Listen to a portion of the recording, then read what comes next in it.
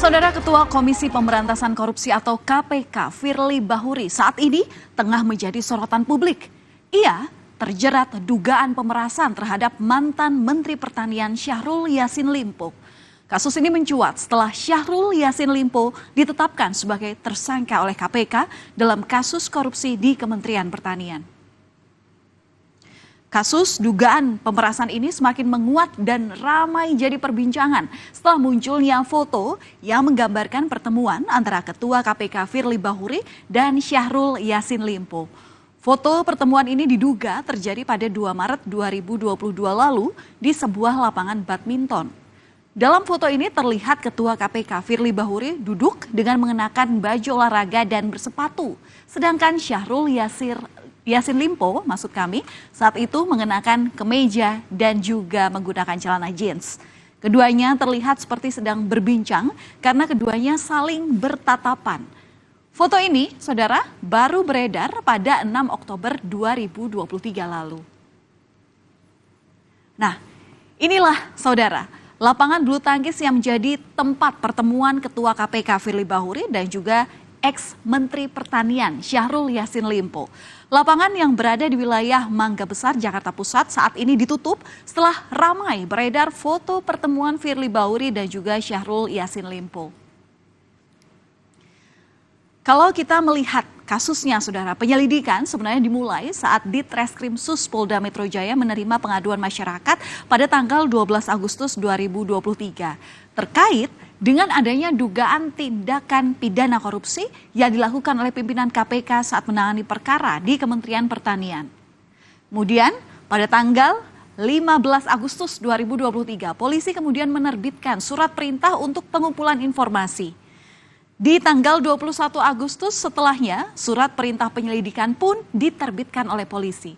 Penyelidikan dimulai dan pada tanggal 24 Agustus hingga 3 Oktober 2023 dilakukan serangkaian kegiatan klarifikasi dari berbagai pihak. Polda Metro Jaya pun akhirnya menaikkan status perkara dugaan pemerasan oleh pimpinan KPK terhadap mantan Menteri Pertanian Syahrul Yassin Limpo ke tahap penyidikan. Keputusan menaikkan status perkara ini diambil setelah polisi melakukan gelar perkara pada 6 Oktober lalu dan setelah memeriksa Syahrul Yassin Limpo sebanyak 3 kali.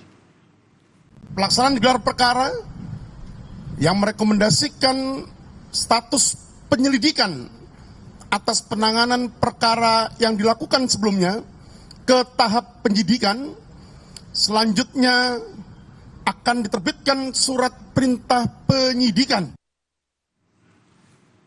Sementara itu, Kapolri Jenderal Listio Sigit Prabowo meminta anak buahnya untuk profesional dalam menangani kasus ini.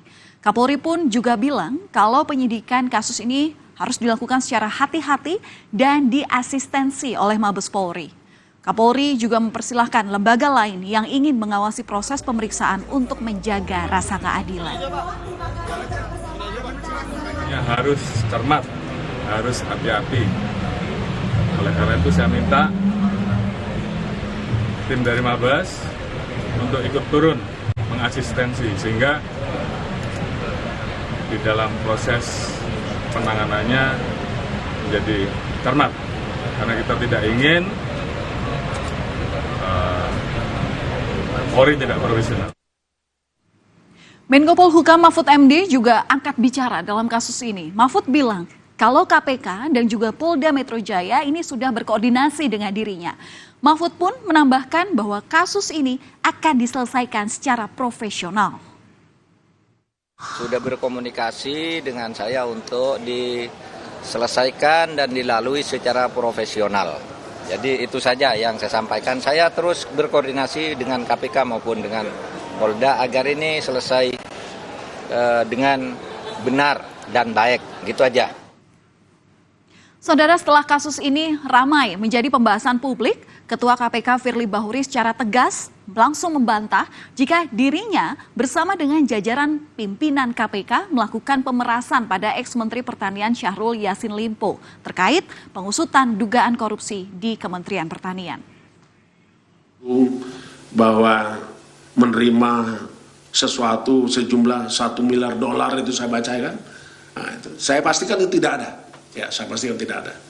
Apa yang terjadi hari ini adalah tidak pernah terjadi di pada pimpinan KPK. Dan KPK tetap bekerja sebagaimana ketentuan hukum. KPK juga tidak pernah berkomunikasi dengan para pihak, apalagi yang tidak dikenal. Bantahan juga disampaikan oleh Ketua KPK Firly Bahuri melalui tulisan rilisnya yang disiarkan kemarin, Saudara. Pertemuan di lapangan bulu tangkis antara dirinya dan juga dengan ex-Menteri Pertanian terjadi sebelum Syahrul Yassin Limpo sebagai orang yang berperkara. Dalam rilis ini, Firly juga menuliskan when the corruptor strike back atau serangan balik koruptor. Dan saat ini, Saudara, Dewan Pengawas KPK mulai mempelajari laporan mengenai dugaan pertemuan Ketua KPK Firly Bahuri dengan ex-Menteri Pertanian Syahrul Yassin Limpo. Pelaporan Firly ini merujuk pada Peraturan Dewas KPK Nomor 3 Tahun 2021, yakni tentang aturan mengatur soal larangan tiap insan KPK untuk bertemu dengan pihak yang berperkara di KPK. Saudara, mantan pimpinan KPK Saud Situmorang menyebut kalau pimpinan KPK dilarang bertemu dengan pihak yang berperkara. Hal itu terdapat di pasal 4 Peraturan Dewas KPK Nomor 3 Tahun 2021 yang tidak memperbolehkan setiap insan KPK bertemu secara langsung maupun tidak dengan tersangka, terdakwa, dan juga pihak lain yang berhubungan dengan kasus yang saat itu atau kekinian sedang ditangani oleh lembaga anti rasuah. Dan pasal 36 Undang-Undang KPK Junto pasal 65 dengan alasan apapun pimpinan KPK tidak boleh bertemu dengan pihak yang berperkara. Dan itu pidananya disebut di Undang-Undang KPK selama 5 tahun. Sementara itu, Saudara, advokat senior Todung Mulya Lubis menyoroti kasus ini. Anggota panitia seleksi pimpinan KPK ini bilang bahwa seorang pimpinan KPK harus dinonaktifkan dari jabatannya. Kenapa harus dinonaktifkan? Agar kasus tersebut dapat diinvestigasi secara tuntas dan harus diproses secara hukum jika terbukti bersalah. Tidak boleh didiamkan. Dan ini menyangkut KPK misalnya.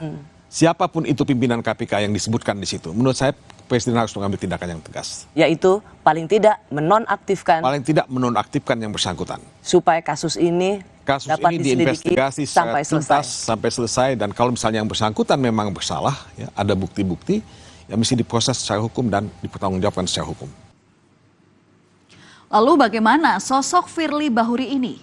Firly Bahuri lahir di Prabu Mulih, Sumatera Selatan pada 8 November 1963. Lulusan Akpol 1990 ini sempat menjabat sebagai Kapolres Persiapan Lampung Timur pada tahun 2001, Kasat 3 Ditreskrimum di Polda Metro Jaya pada 2005, Kapolres Kebumen dan juga Kapolres Brebes di tahun 2006 dan juga 2007. Firly juga pernah menjadi asisten Sespri Presiden Susilo Bambang Yudhoyono pada tahun 2010 dan 2012. Firly dipercaya sebagai ajudan wakil presiden yang saat itu dijabat oleh Budiono. Selain itu ia juga pernah menjadi Wakapolda Banten di tahun 2014 dan 2 tahun kemudian duduk sebagai Karodalops Sops Polri. Firly juga pernah menjadi Kapolda NTB di tahun 2017 dan Kapolda Sumsel di tahun 2019. Saudara, nama Firly Bahuri nyaris tak pernah lepas dari kontroversi. Firly Bahuri ini, saudara, dulu pernah mendapat penolakan dari internal maupun masyarakat sipil saat menjalani uji kelayakan sebagai calon pimpinan KPK. Terpilihnya Firly sebagai ketua KPK pun sontak mendapat penolakan dari pegiat anti korupsi. Yang kedua, yakni gratifikasi sewa helikopter. Kalau Anda ingat, ini kasusnya di tahun 2021. Saat itu, Dewan Pengawas KPK melalui sidang etik memutuskan Firly melanggar kode etik dan memberikan sanksi ringan berupa teguran tertulis. Dan Firly juga sempat bertemu Lukas NMB pada November 2022 lalu.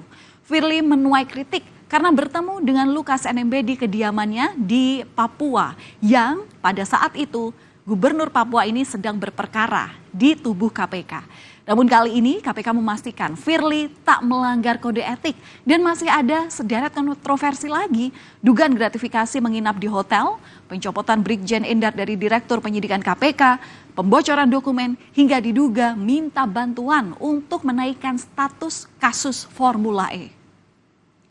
Patut kita ikuti saudara, bagaimana perjalanan kasus dugaan pemerasan oleh pimpinan KPK terhadap mantan Menteri Pertanian Syahrul Yassin Limpo terkait kasus korupsi di Kementan. Apakah pimpinan lembaga anti rasuah tersebut terbukti bersalah atau tidak? Harus diusut secara tuntas tentunya. Begitu pula dengan kasus korupsi di Kementerian Pertanian yang juga harus diusut secara tuntas. Mari kita kawal bersama. Program Berita Utama Saudara masih akan kembali usai jeda. Masih banyak informasi yang ingin kami bagikan untuk Anda. Di antaranya mengenai polisi yang telah menggelar rekonstruksi kasus penganiayaan oleh anak anggota DPR, Gregorius Ronald Tanu. Sesaat lagi.